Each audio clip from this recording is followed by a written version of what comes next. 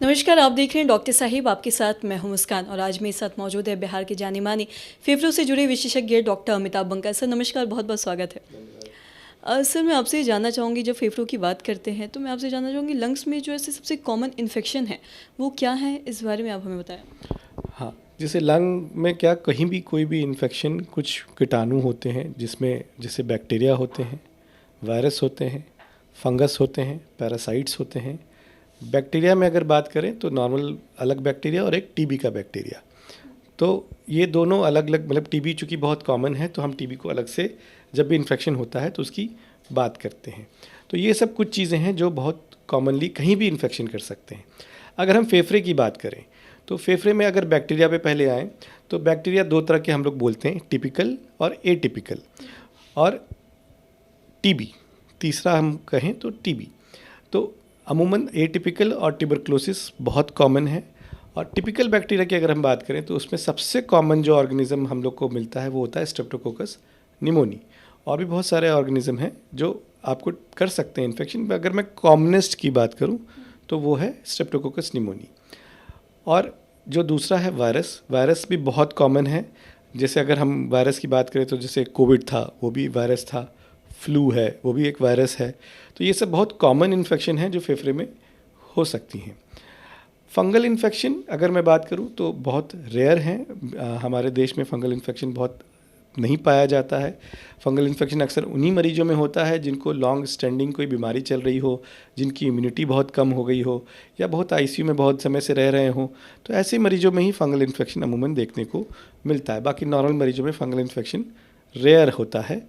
चौथा अगर हम बात करें पैरासाइट्स की, तो पैरासाइट्स अगेन थोड़े कॉमन हैं। हमारे देश में पैरासाइटिक इन्फेक्शन हो सकता है।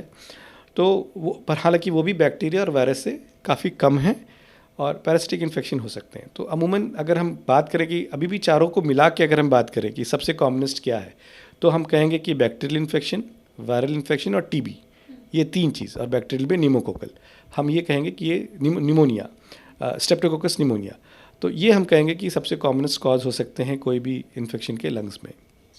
और सर ये फेफड़ों की हम बात कर रहे हैं तो मैं आपसे ये भी जानना चाहूँगी कि फेफड़ों में अक्सर हम देखते हैं कि बहुत लोगों का पानी भर जाता है, लेकिन लोग ये समझ नहीं पाते हैं कि ये हो रहा है। तो कैसे हम ये समझ पाए कि लंग्स में पानी भर रहा है? देखिए, लंग्स में पानी का मतलब हम अगर मोटा मोटी समझें तो लंग्स के बाहर पानी होती है, जो झिल्लियाँ होती हैं उसके अंदर पानी होता है। लंग्स के अंदर पानी जो होता है वो अक्सर फेफड़े की वजह से नहीं होता है, वो हार्ट या लीवर के प्रॉब्लम से हो सकता है, जिसको हम लोग फ्लूइड ओवरलोड या पल्मोनरी एडीमा बोलते हैं।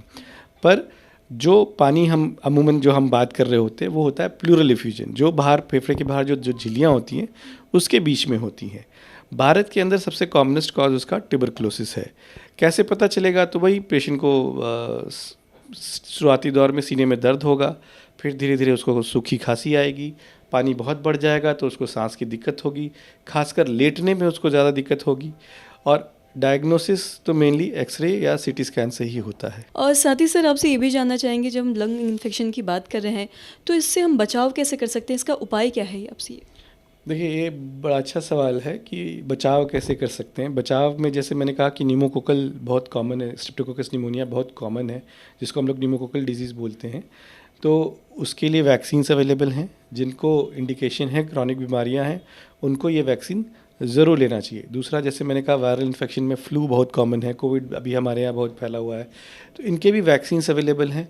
तो इनके भी वैक्सीन, खासकर फ्लू का वैक्सीन तो हर कोई ले सकता है, नॉर्मल इंसान भी ले सकता है, बट खासकर जिनको भी कोई भी तरह की बीमारी हो, लंबी चलने वाली बीमारी हो, शुगर हो, बीपी हो, लंग्स का कोई प्रॉब्लम हो, किडनी का प्रॉब्लम हो, हार्ट का प्रॉब्लम हो, उनको ये वैक्सीन तो ज़रूर से लेना ही चाहिए। तो मेन देखिए, ये दो बचाव बहुत इंपॉर्टेंट हैं। इसके अलावा तो देखिए, नॉर्मल आप लाइफ जिए, भीड़ भड़ाके में आप जाएँ तो मास्क का इस्तेमाल करिए, अच्छा खाना खाइए, अपना इम्यूनिटी अच्छा कीजिए, बाकी तो बचाव यही है। सर बहुत बहुत शुक्रिया ये तमाम जानकारी देने के लिए। धन्यवाद। तो दर्शकों, आज के इस वीडियो में हमने ये जाना कि लंग्स में होने वाली सबसे कॉमन इन्फेक्शन क्या है और साथ ही इसका उपाय क्या है, इससे हम कैसे बच सकते हैं। तो आशा करते हैं कि जो तमाम जानकारी है आपके लिए लाभदायक रही हो। तो आज के इस वीडियो में इतना ही। अगर आपने अब तक हमारे चैनल को सब्सक्राइब नहीं किया तो तुरंत कर ले, साथ ही हमारे फेसबुक पेज को लाइक करें। वीडियो देखने के लिए आपका धन्यवाद।